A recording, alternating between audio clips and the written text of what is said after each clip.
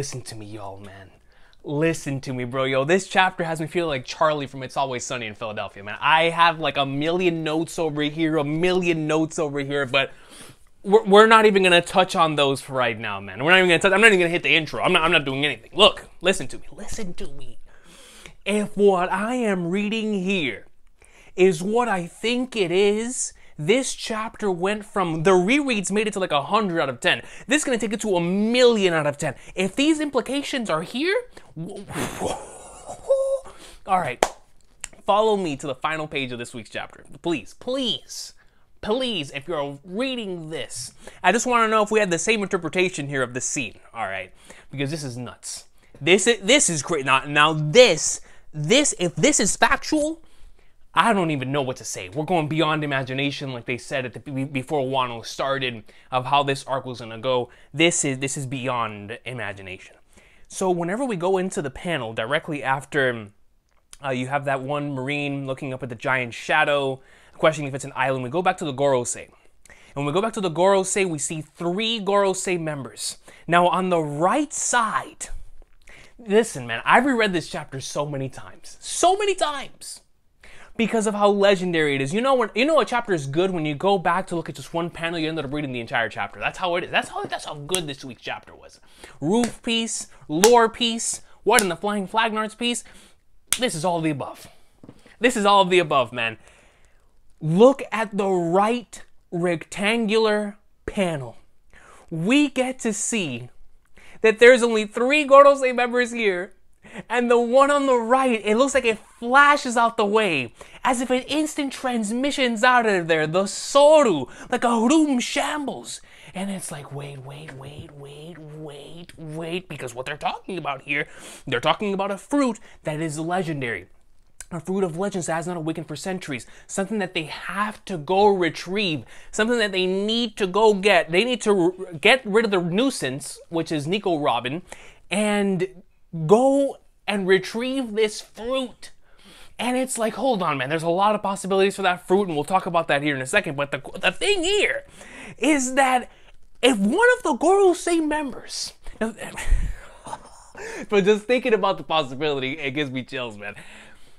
If one of, or two, because whenever we go back to the panel on top, when the first time we see the Gorosei members, we see one of them looking down, he's not even looking at them, and then we see the other one that is looking at them. Both of them do not appear in that final panel. Now, I'm going to assume we only see one of these little things, so maybe it's just one, the spread. I don't know which one. But listen to me. Listen to me. If this is Oda implying that a member of the Gorosei is about to pull up on Wano on some pain stuff. Pain? We're talking Naruto, we're talking Tendo Pain pulling up. Now the world shall know pain. Yo, listen, man. If a member of the Gorosei, I don't care if he shows up sneakily, if he shows up loud and proud, I don't care. If a member of the Gorosei, or two, show up in Wano, it's over. It is over. When I tell Onigashima is already my favorite section of this entire series, the Gorosei shows up, oh. Like, yo, like, I don't know, man. I wasn't mentally prepared for speaking about this. I don't know. I don't have notes. I don't know. Out of all the notes I had, none of them say the Gorosei is coming to Wano. And it's like, yo, hold on, man. So hold up. Let's run it back and let's think about the possibilities about what would happen if this were the case. Now, there is the possibility that one of the members of the Gorosei just got out of here and went to go report this to Instant Messenger Sama. That is most certainly a possibility. But if this is implying that one of the members of the Gorosei is currently on the way to go finish the job and ensure that CP0 got the job done, then wait just a minute, man. Because listen, these Gorosei members, because they've been around for 800 years, obviously they have a connection to the Void Century. They have a strong connection to whatever's gonna be revealed with the Will of D and the Ancient Kingdoms, the Empty Throne, all of it. We understand that they're the leaders of this world. They've been around for a very long time. I mean, they even state in this week's chapter that it's a legend now even for them. You know, even for them, these individuals that have been around for a very long time. But this particular instance has me thinking about the possibilities of the Gorosei. And now it's like, hold up. Because what about if one of them has a direct connection to the Kozuki clan? What about if one of them has a direct connection to whatever this fruit is, or maybe the original owner of whatever this fruit they're trying to retrieve is? Because if there is that connection, and the reason why this member of the Gorosei is here for this purpose, for this moment, then that would imply that not all of the Gorosei members, which is normal, especially in this series where things are so realistic like that, that one of the Gorosei members is not on the same vision that the rest of the Gorosei members are on, if you catch my drift. So let's just say possibility number one, if they come to Wano, is that the Gorosei member that's on the way, or both of them, one of them, or both could show up and be like, hold up, man, we're putting an end to this, like it'll be extremely epic having a member of the Gorosei say, now, listen, man, if he instant transmissions to Wano, that by itself tells you the strength of the Gorosei. You know what I'm saying? Like that's different. All right, unless that's just his ability to like teleport to other places. I don't know. But what's fascinating about this is now I'm not so sure whether all of them are on the same page. It's like, what about if one of the members of the Gorosei is plotting against the others? Not necessarily plotting, but the reason why he joined the Gorosei was to ensure that he could find this one day. And so whenever we run into this member of the Gorosei, we're going to be like, who in the Flying Flag Nards is this? And he's going to introduce himself. And what about, listen, oh, now this is crazy. What about if the member of the Gorosei is the one to give us Void Century information, but it's the other one that kills him? So it's like he's going to reveal some information to us. The other one follows him to ensure that he does the job. He doesn't do the job. He's trying to reveal information to Nico Robin or whatever it is. Maybe that's the thing. Maybe this individual, let's just say Nico Robin, their entire thing is to go capture Robin. And I always thought something like this was going to happen, which is why I thought one of the members of CP0 was a survivor of Ohara. Because I was like, one day we're going to come to face with somebody like Jaguar D. Saul who works for the world government. I just didn't think a possibility of somebody being from that high, from the Gorosei. But that's why I always believed that somebody from the CP0, when CP0 was introduced, would be a survivor of Ohara, because I was like, what better way than to have an individual who has been receiving and going out, gathering information, gathering intelligence, trying to learn the truth from the inside, right? And for that individual to share that information with Robin. I thought that would happen one day in the future. But if a member of the Gorosei were to fulfill that purpose, to where he goes in and instead of wanting to capture Robin, he goes in and has a conversation with Robin. And is like, yo, I'm from da-da-da-da-da-da-da. And goes in and starts attempting to reveal crazy stuff. And of course, because the story is coming to an end, but it's not going to be ending now. Robin has to come to that to understand all that information on her own and whatnot. But the possibility is there that this member of the Gorosei comes in, meets Robin, and then he starts revealing information to Robin, and then he is taken out by the other member of the Gorosei for talking too much. That is a possibility that I'm not throwing out anymore, man. I am no longer removing that possibility from with how crazy things are, and with everything put into play, and it feels like things going over here, I'm no longer denying that possibility. Because, like I said, the Gorosei could easily just show up and just start taking care of business. Like the Yonkos, they take each other out. We finally see the strength of one of the Gorosei members going up in like swimwear, ensuring that the Great Cleansing goes according to plan. They're like, yo, we gotta retrieve this fruit. We've gotta, capture Nico Robin. Just ensure that everything goes to plan. So he himself goes to go get the job done. But what about if that individual is personally connected to all of this, and the whole reason why they are in the Gorosei, the whole reason why they've been living all these years, is for this day? Because if we're talking about individuals that know prophecies and stuff like that, then if Odin knew 20 years in the future this world would come that would divide the seas, then the Gorosei would have to know as well. The Gorosei would have to be preparing for this moment, which is why Messenger-sama is going for this great cleansing, in order to ensure that things go according to their side, not to the side that might have been stated in legend or whatever. So it's like, if Odin and Roger and all of them prepared for the day 20 years in the future, then why wouldn't the Gorosei? And so now that leaves the like, wait a minute. Like, hold up, man. If these individuals truly do know exactly the same thing that they know, except they came to a different answer. Like Rayleigh said, once you figure out the truth, once you know the truth, it's up to you to come up with the answer. So the Gorosei's answer to whatever happened in the Void Century is what's taken place over the past 800 years. But it's like, what about if one of the members have survived? That would add so much depth to the Gorosei as characters. If you were to have them all be individuals from different sections of that time, maybe they were different kings from that section in time, and whenever the world government was brought up, and they became quote-unquote celestial dragons or protectors of the biggest and greatest celestial dragon, then it's like, wait a minute. If one of them is not according to the same vision as the others, then has he spent the past 800 years waiting for this moment, waiting for somebody to come by where he's like, yo, we can do this? Especially, imagine if he shows up and the individual, and this fruit that they're talking about, the fruit of legend, let's just say it's a fruit that does come from their time, from the times of Nika, from the times of Toki, you know, from the Void Century, and this fruit awakens from all the way back then it's like, wait a minute.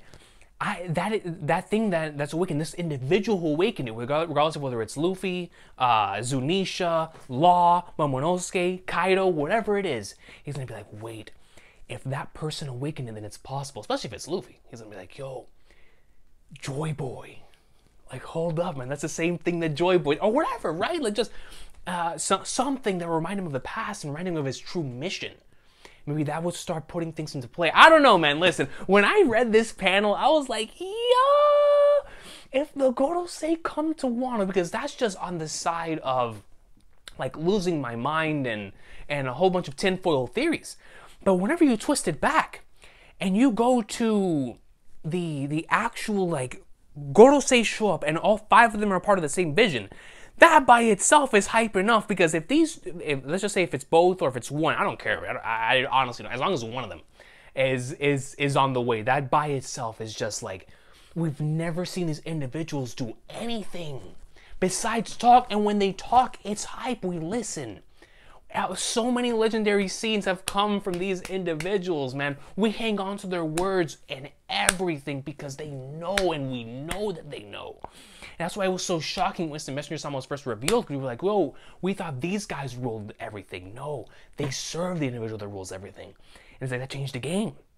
So why wouldn't something else be possible for changing the game too? But regardless, if these individuals come to Wano, and they have a connection to Wano specifically, because they know what Onigashima is. They would reveal that. If Onigashima truly is Oars' skull, or it was a part of the era whenever, you know, we had all of them as one supercontinent, and then everything was ripped apart. The continent pulled their oars, ripping everything apart. Y'all have probably heard that theory by now. But the theory goes like the continent pulled their oars, pulled all of the continents apart. We had no idea why that he did it, but that he did that, and Onigashima is where his head rests. And it's like, hold up, man. If they know that, then sweet flag nerds, we would find out the history of Onigashima through his eyes, through the Gorosei member's eyes. I don't know, man. I don't know. There's a lot of possibilities. Like, at the moment that I saw that panel, I was like, hold up, this is crazy. This is leading into some insane stuff. Insane stuff, man. Because if these individuals are now starting to move, and we know that because they even state, right, at the beginning of this conversation, it's as if this year's Reverie was cursed. It's like, it's as if this year's Reverie, a lot of things went in the way that they shouldn't have happened. But it doesn't matter, because now they're focusing on Wano. And it's like, hold up. So things didn't go the way that they wanted it to go. That means if they killed Cobra, they probably didn't want to, but they had to, because he was talking too much. The thing with Sabo started happening. Vivi, they tried to take it to, you know, ensure that everybody that was there at that event was silenced. They weren't. And so all these things started taking place to where, you know, everything's going crazy. And now they still have the Great Cleansing on their minds. And it's like, that's why I was so shocked when I saw them, because I was like, I thought they were already taking part in the Great Cleansing, but now that I know that they probably sent other individuals to do that, which is probably what the SSG is doing, then if they themselves move, if they didn't even move when it came to the Great Cleansing, quote unquote, after Instant Messenger Sama gave that order, then it's like, wait, that means this to them is top priority, like top priority. So whatever's here has to have massive, massive importance. And we know what they did with Who's Who whenever the Gomu Gomu no Mi was gone. We know how Doflamingo talked about the Opi Opi no Mi and the treasure of the Mighty Joe and how he would be able to get it if he achieved the ultimate power of that ability, which is immortality. And it's like, we know these abilities, whenever they awaken, they are crazy. And for the Gomu Gomu no Mi, we have an idea of like, holy Flagnars, this thing awakens, then this probably might be the thing they're talking about, right? But now with the possibility of Zunisha and all of that, right? Whatever it is, it's like, man, wait, this is crazy. Like this is legit crazy. Now it's like, man, hold up, dude.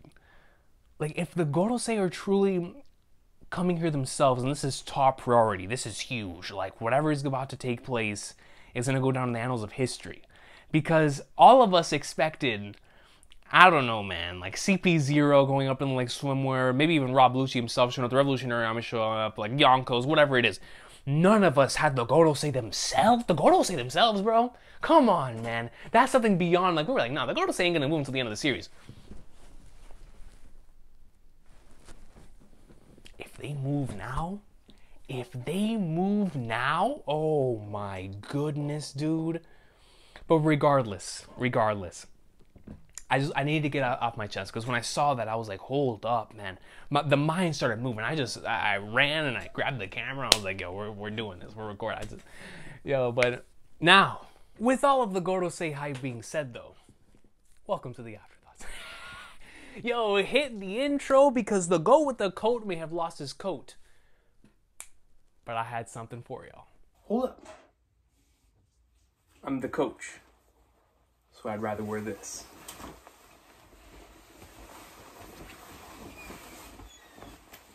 I absolutely love this chapter, man. This is without question. And the more that I reread it, and the more that I figure stuff out like this, it has become one of my favorite chapters, just period, in Onigashima, and honestly in all of Wano. Like, it's reached like that 1010 level of greatness for me, and it just gets better and better. I mean, when you have Luffy and Kaido throwing down in the way that they did, in such an epic way, man, and it was comedic, it was entertaining, showing the very best of these two individuals. I love Luffy and Kaido's dynamic, the way that they respect each other, but they're still throwing down. The art this week, man, yo. The art this week was on a different level. That's why, and I actually, when I saw that we're on break this week, I was actually relieved for Oda. I was like, man, because he's got to take a break after this one. Like, this, I could tell this week's chapter, I mean, the art was just superb. It was superb, man, especially from a fighting standpoint. Luffy and Kaido, the choreography, I mean, the stuff where, like, Kaido goes in for the Thunder Bagua, and Luffy jumps up with his future sight, gets out, like, now he's able to dodge Thunder Baguas, goes in and kicks him with Sweet Chin Music in the same type of way that Sanji delivered his attack. Like, I was like, yeah, the poof, you know what I'm saying? The beef butter star, you know what I'm saying? Like, Luffy hit him with his own beef butter star, and it's like, yo, nasty. Goes in with a raw Gatling as well, and it was super dope, man. I loved every single part of that action. Roof Piece was in full force this week. I'm talking in full force. So much fun. I already went into this being like, yeah, Luffy vs. Kaido is gonna be one of my favorite fights ever, and it's already living up to it. What an awesome action sequence we got this week across the board. Absolutely loved it. I'm fully expecting Gear 4th to come in soon, now that we saw a variety of Gear 2nd and Gear 3rd attacks this week with Conqueror's Coding. I'm most certainly expecting Gear 4th to come in very, very soon.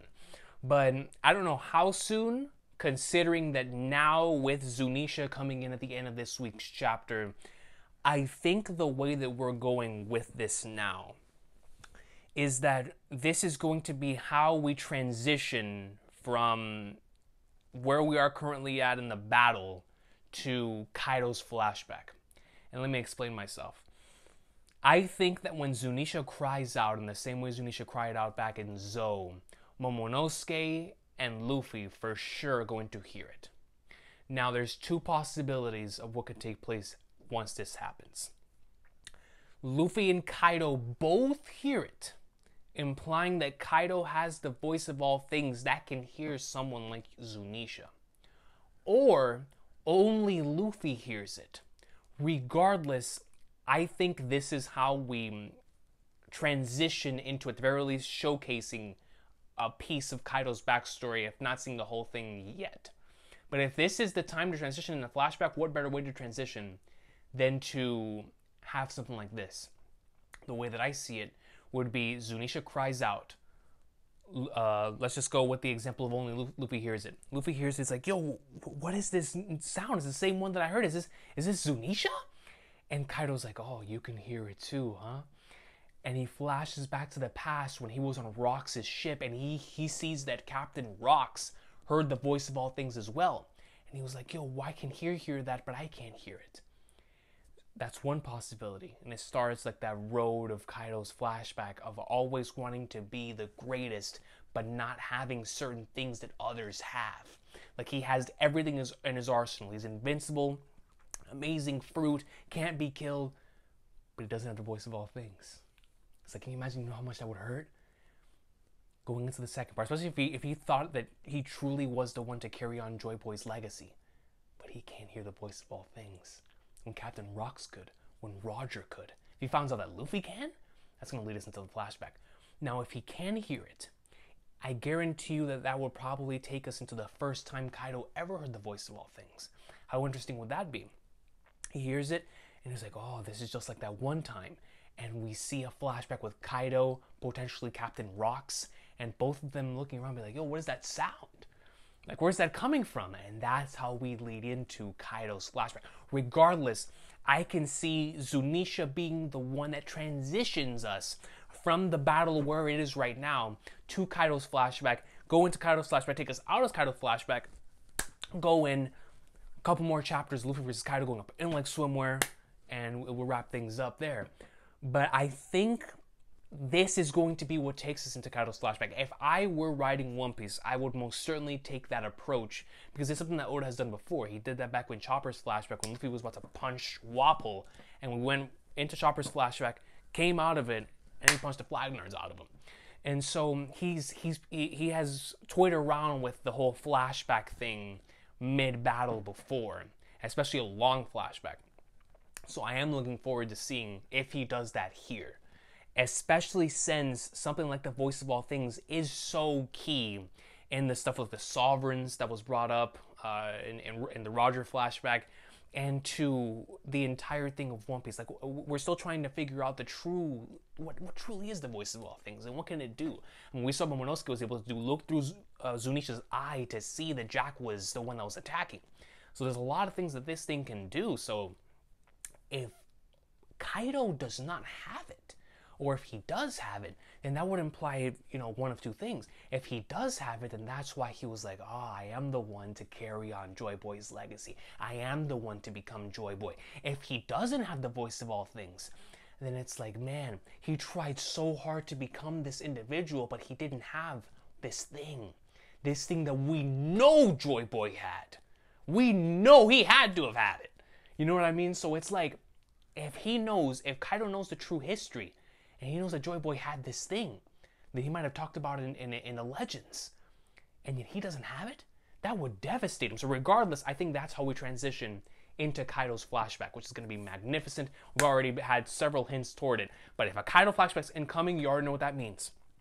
Kaido recruiting everyone, God Valley incident, him being on Rox's ship, dog. If we get like an Odin type of flashback with him, can you imagine?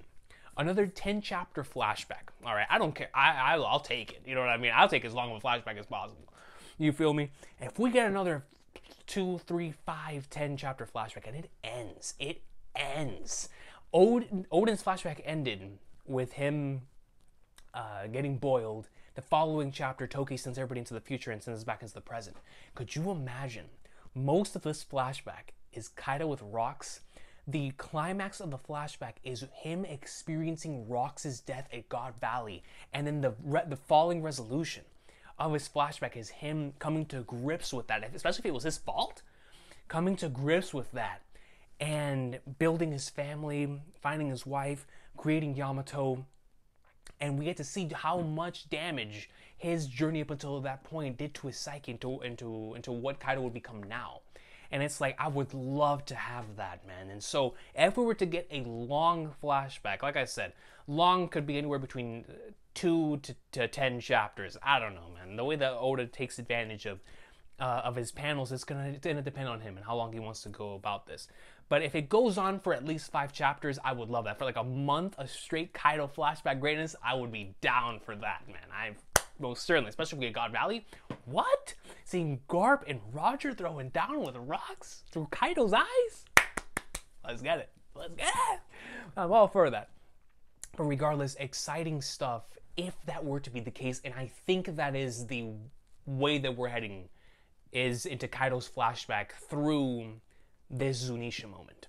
Because remember back in Zou when Momonosuke and Luffy both heard the voice. Now Luffy knows that voice, especially since he was able to utilize the voice of all things in this arc to reach out to Momonosuke. Then would he be able to reach out to Zunisha as well?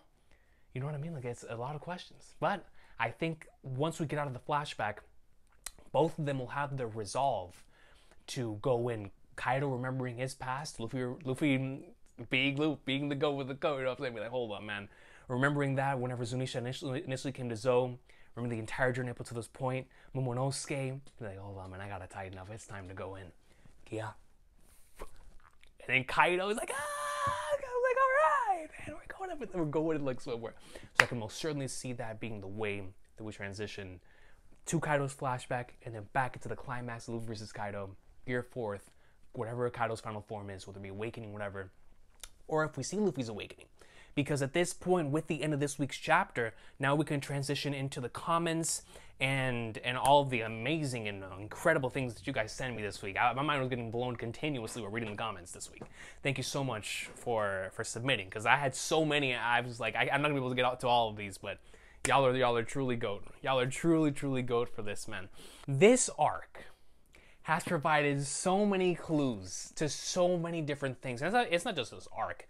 It's like the sagas leading up to it too, because remember back to the whole law thing back in Dressrosa and how the Opi no Mi's ultimate ability is immortality. It's like that has not come into play yet. It's like, hold up, wait, Doflamingo. Listen, Dofi knows. So if Dofi knows, it's important. So the Opi no Mi, obviously a very huge possibility. Our main character's ability, the Gomu Gomu no Mi, bro. Look, after the Who's Who chapter, everything was thrown into the flag. And it was like, hold up.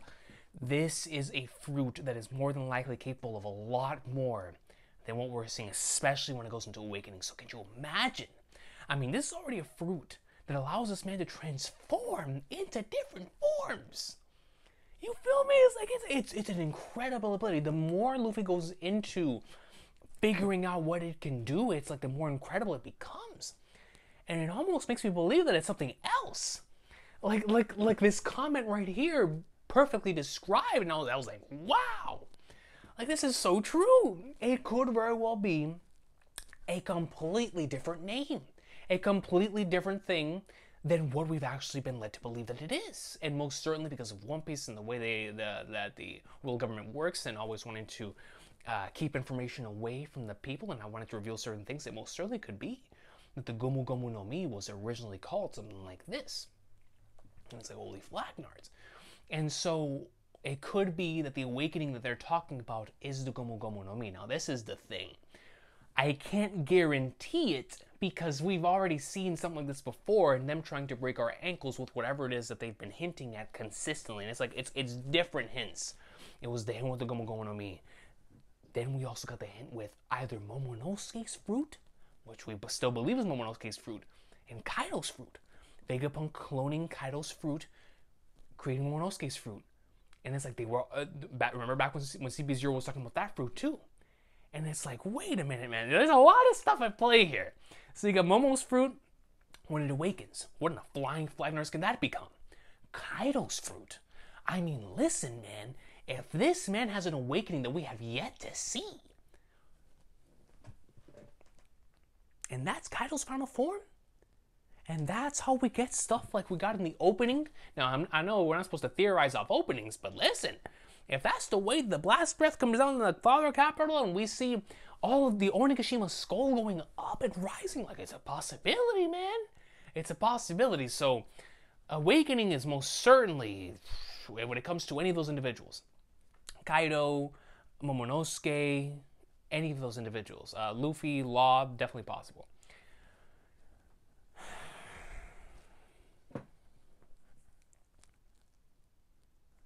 Let's look at the comments. Let's look at the comments before I go into my next one, because my goodness. First comment comes in from Lifted Marco. Thank you so much for the kind words, brother. In this comment, he states, just want to say in SBS 45, Oda explains how we learn Devil Fruit names by matching the power to the description and name in the book. In Kaku's case, they had the name and description but no illustration.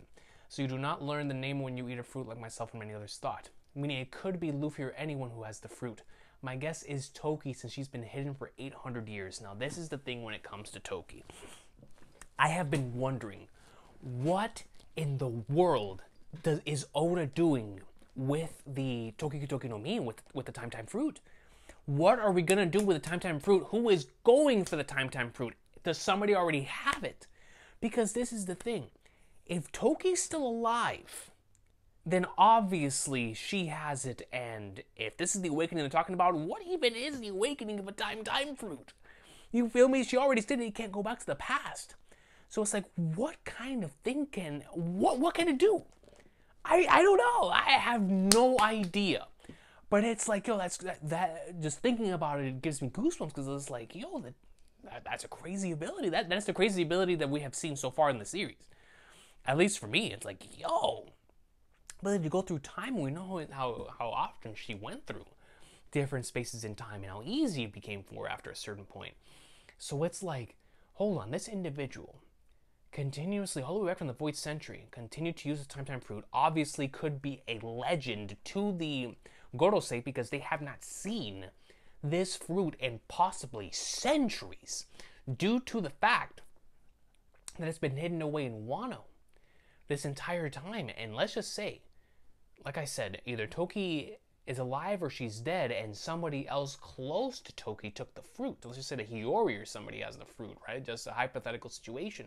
And they seriously have not seen that fruit for centuries. Now, the scary part about it is that they specifically talked about awaken. It has not awakened for centuries. Now, I don't know about y'all, but the Time fruit by itself is already scary. I don't know what an awakening would do. Because an awakening means that this thing is different. Like, it's moving different. You know what I'm saying? So it's like, then what in the world is it? And that brings us to Zunisha. We have a comment from Young Yeet that says, I'm pretty sure they're talking about Zunisha being Uranus. No other devil fruit has a specific name other than example no Mi. So it'd be cool if Zunisha's devil fruit is specifically referred to as Uranus. Now listen, this is a massive possibility that the fruit that they're talking about, if it's Zunisha or whether it's another fruit, whatever fruit it is, that when it awakens, it becomes Uranus. That would explain why this ancient weapon has not been seen for so many years. And it would also explain why they would change the name. Because they know that individuals in the know who are trying to get power, they know the names. They know the names Poseidon. They know the names Uranus. You know what I'm saying? They know the names of the ancient weapons, Pluton. So it's like, if they know these names, and they're trying to do, I mean, you saw what they did with CP9. It made them go on that long mission just to get the blueprints. The blueprints for Pluton. Why wouldn't they want to change that? Why wouldn't they want to change the name of whatever it is? Right? And it's like, holy flagnards. I don't know, man. It's crazy, because it's like, yo, if one of these fruits, when it awakens, it becomes Uranus, then it's like, they specifically named this fruit that in order to keep all kind of suspicion away from the fact that it is this ancient weapon. Man. I don't know. But it's crazy and I love it. I love it. Next comment comes in from Bresboy, who says, are we supposed to think Zunisha's a person who ate a fruit? That's crazy. What is going on? I'm convinced the Gorosei have a rule where they can only use pronouns in its conversation for who can talk the most vague. Flagnars, you know, you're absolutely right. Right? Like, they can only speak in the most vague of terms. But Zunisha being a human, Now we know that Zunisha was punished and was told that he can only walk for the past millennium, right? Ever since that he received this crime or he committed that crime and received that punishment, that was the only order that he was able to follow until Momonosuke told him otherwise. So it's like, what was that punishment and what did he do? Because when you think back to the way that Zunisha was there, it almost like this is an individual who has done something that they believe as really, really bad, because Zunisha specifically asked Momonosuke for permission to be able to do such a thing, right? And that by itself is already interesting enough. Like, why ask permission from Momonosuke? Like, does he know that Momonosuke? Because he's like, yo, if you're there, that scene still spooks me. If you're there, please give me the order. What do I do? Give me the order. If you're there.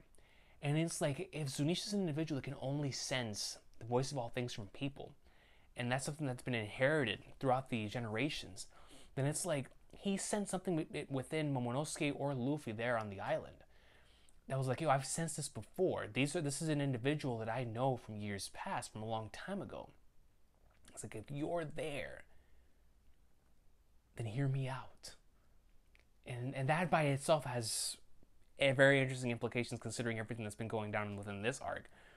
But regardless, the idea of Zunisha being a human that ate this fruit, mammoth, or we already know Jack has that, so it's like it would have to be this mythical thing that turned him into an island, that turned him into Zunisha, that allowed him to move for all of these years extremely slowly. And it's like, what crime did he commit? And another comment that I saw, this one comes in from Xanark in Final Fantasy X, connects that between Zunisha and Joy Boy's apology letter, which I thought was very interesting. It's really interesting how Oda intended to keep focus on the connection here with Zunisha and the conversation between the Gorosei. I can't really have my head around it just yet. But what if the unique name of the fruit was Uranus? And this is the thing, right? Like, it truly could be.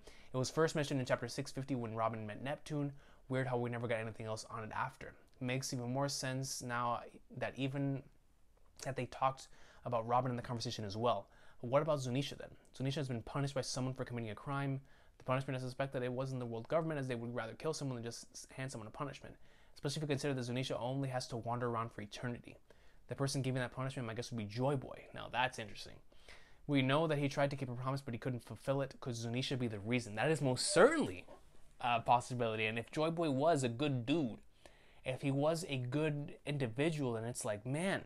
But the thing is, he might have, because considering that Joy Boy was probably a king, his people probably let on him like, yo, if you don't punish him, if you don't make an example of him for doing whatever he did, this crime he committed, then the other people are going to follow in suit and also commit a crime.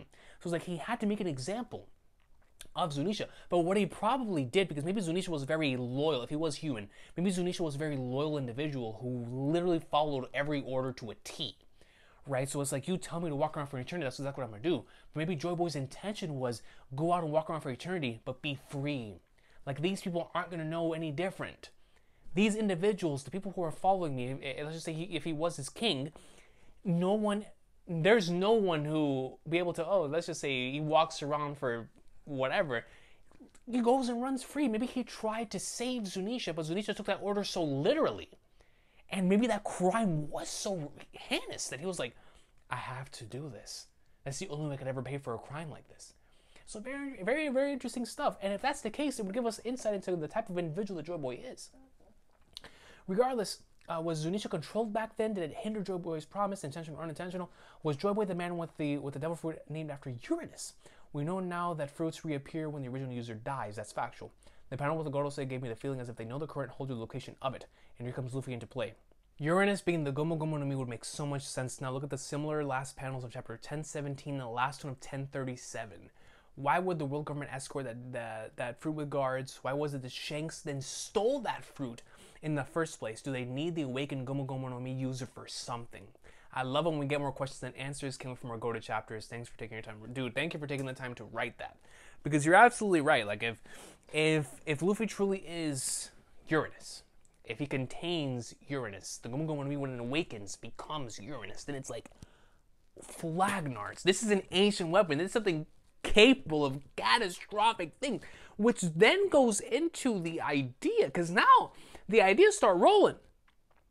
How did Shanks know? Because if Shanks knew about this, remember back when Shiki was talking to Roger in episode 0, he was like, yo, that weapon that you have, was this what he was talking about? Let's just say if it is the Gomu Gomu no Mi, because this would be the only way that Shanks would know that the Gomu Gomu no Mi was capable of being a weapon when awakened, is if he saw it with his own 2 eyes. Because Roger had it. So let's just say Shiki knew about it as well. He was like, yo, I know about this weapon that you have attained, this awakened fruit. This fruit, I don't know if somebody already ate it and they had it and they died, and then when they died, then Shanks went and recovered it 12 years ago. So it's like, wait, man, I don't know. The brain is moving. The brain is moving, and it's like, what is going on? But we love it. We absolutely love it. The fact that, like you said, so many more questions just keep being brought up in the middle of this. Is like, and this arc has been filled with so much of this, right? It's just crazy, absolutely crazy. Boy Scar comes in saying the Lurking Legend has entered the fight. Shout out to the Lurking Legend. Zunisha committed a crime long ago and since sentenced to walk for centuries. Was the crime him eating the fruit? Is Zunisha a human? And like we just talked about, that is most certainly a possibility. Someone pointed out the eye similarities for Emu and Zunisha. Now that's fascinating. Does Instant Messenger someone know who he is? There's also a theory that Zunisha will be the one who pulls out the big sword stuck in Onigashima. If he's the one who pulls out the big sword on Onigashima, could you imagine that he had a connection to Ors?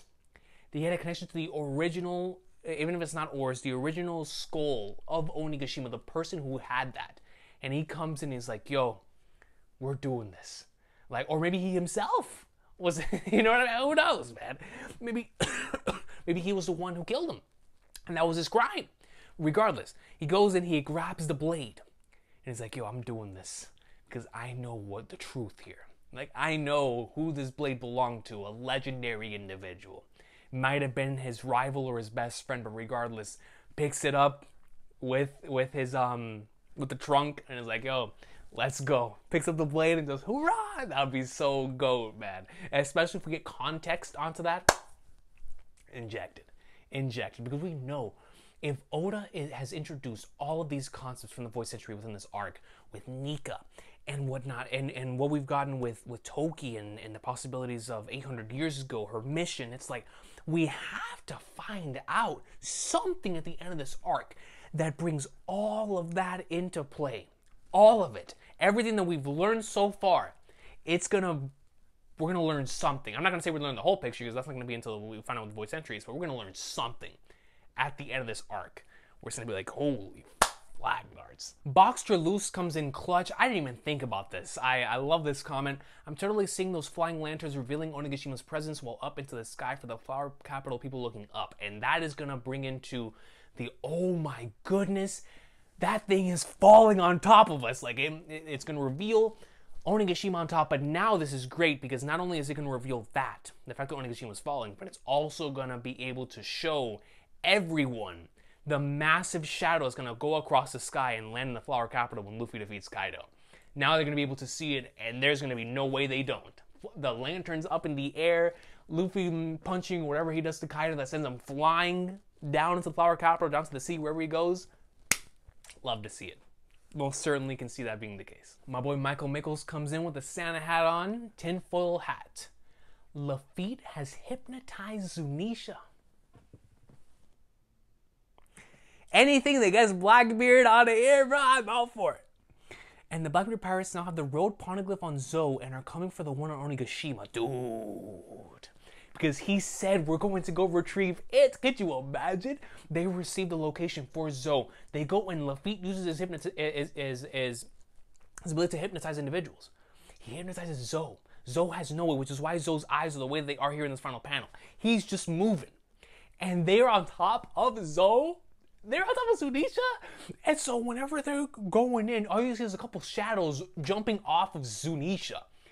And then you're or you know, I don't know, bro. Bro, listen. Oh my. I think even more than Zeha, even though I love Blackbeard more, I'm not gonna lie. If I see Arara,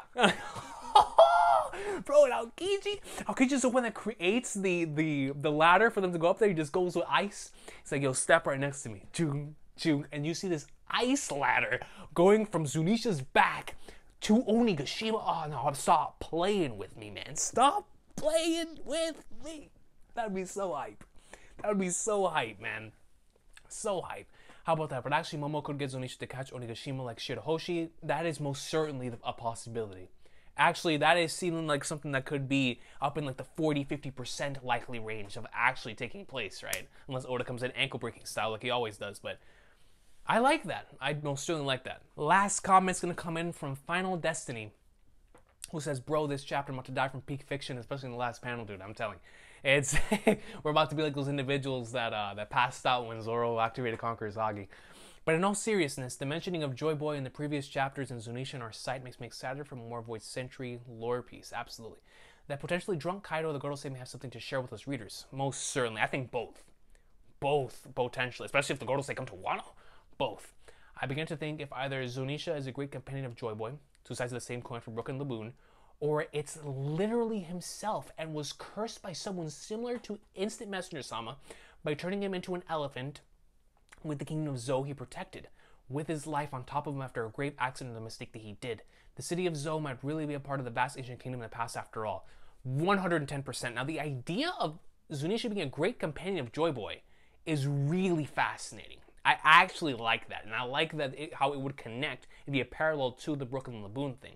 Maybe Zunisha was always sent to roam around, and Joy Boy's promise was, I am going to go get you. Just keep walking, I'll go get you. And Joy Boy never showed up. He was never able to show up. It's kind of like whenever Mont Blanc Noland was executed without ever being able to reveal the truth of what he saw up in the City of Gold because he couldn't find it. He was like, yo, it was there. Like, I wanted to show it to y'all, but now it's not here anymore.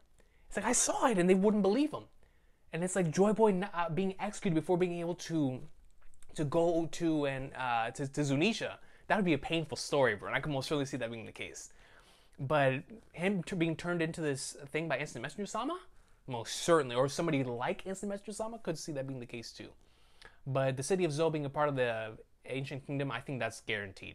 I think most certainly that idea behind it being on top of the elephant most certainly is going to come into play in the Void Century, especially since it's been around for a millennium, even before the Void Century. 100%. 100% gonna come into play. My brain is... it's legit been blown, man. Like, so many things. Like, this is the perfect chapter to go on break on. It's such a rereadable chapter from an enjoyment standpoint. Goats throwing down. But then you have lore piece on full effect and Flying Flagnard's piece. Like, yo, crazy stuff, man. And I'm excited to see even more comments. Like, if you have more comments to add on top of this, please let me know. Let's keep the conversation going. And if you've made it to the end of the video, first and foremost, thank you so much for doing so. But also look ahead. At this point in time, it's looking like Friday. Since there's going to be no chapter, I'm going to be doing a stream where we're talking about a whole bunch of different possibilities and stuff. I want to make it like a 2022 One Piece hype stream. Discussions, theories, predictions, a time capsule type of sorts where we can, create all these different things. Maybe we make a list of things that'll happen this year in One Piece and look back on it and see how many things came true and whatnot. So that was voted by the members. Shout out to the members that joined here on the channel.